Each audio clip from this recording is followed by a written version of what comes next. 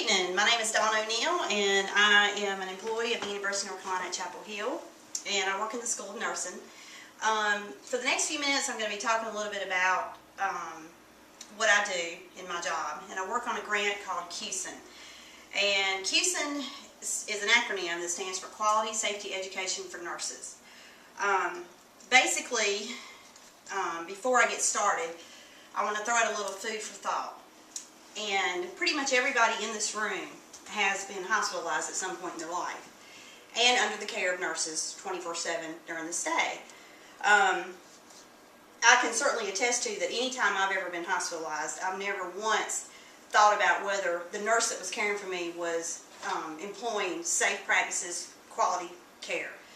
But to the contrary, through research and study, it has been determined through many state boards of nursing throughout the United States that nursing medical errors are very prevalent and quite a growing concern. So because of that, it definitely got the attention of the nursing community. And one of the pioneers in the nursing community, Dr. Linda Cronenwett,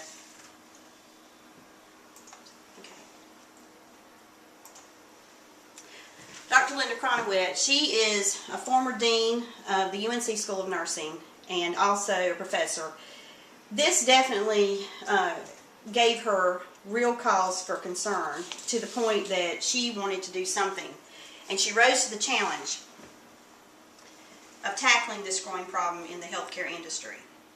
Now, what she did is she and a colleague, Dr. Gwen Sherwood, who is also with the UNC School of Nursing, came up with a set of 6 competencies that colleges and universities could implement within their nursing curriculums at the undergraduate and graduate levels using grant funds awarded from Robert Wood Johnson Foundation. Now, this grant would become known as the Quality Safety Education for Nurses Initiative. The model is termed KSAs, which is another acronym that stands for Knowledge, Skills, and Attitudes, because what it does, it better equips nurses for the knowledge that they need and all the skill sets that they need before they enter the workforce. Okay.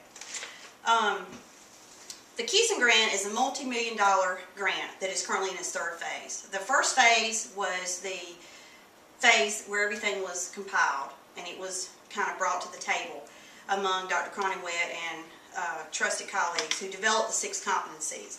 The second phase was a phase in which 15 pilot schools from across the nation took the 6 competencies and tried to embed them into their nursing curriculums throughout in their colleges.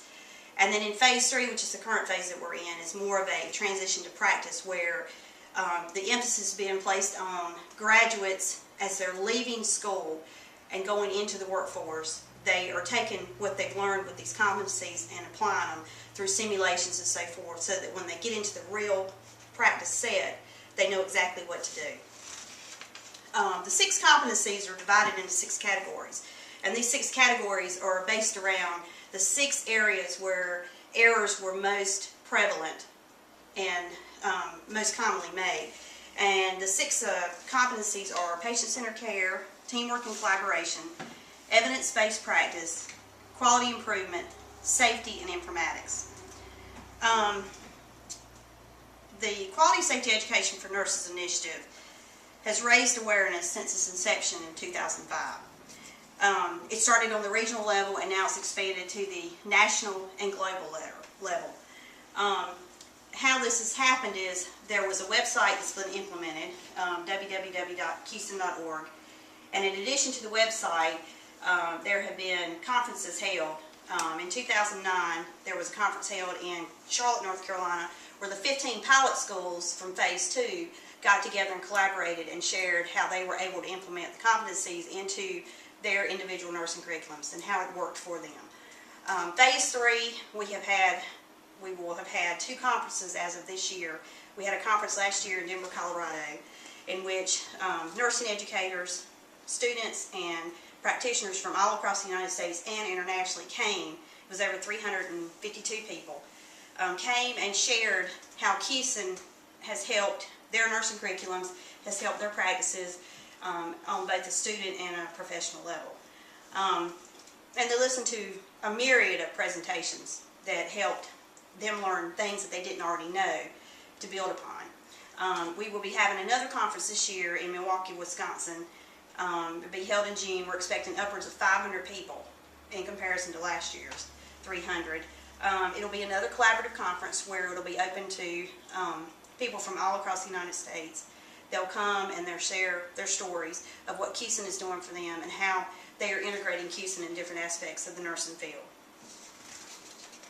And the other thing that has happened with COMS is the AACN out of Washington, D.C. They've kind of joined forces with the COMS grant that exists, and they have developed a series of COMS educational consortiums that take place all across the United States. And what these are meetings where basically people can sign up, they can go, and they can actually sit in like a classroom format and learn how to take these competencies and put them into their curriculums. And it's helped to really broaden the awareness.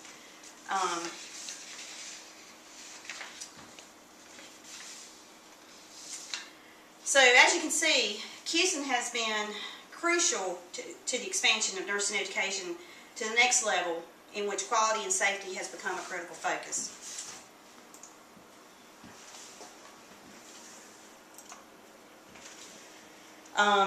In exercising her professional vision, Linda Cronenwett addressed a major concern within the nursing community by creating essential learning tools called KSA competencies that will ultimately better prepare nursing students to transition to practice.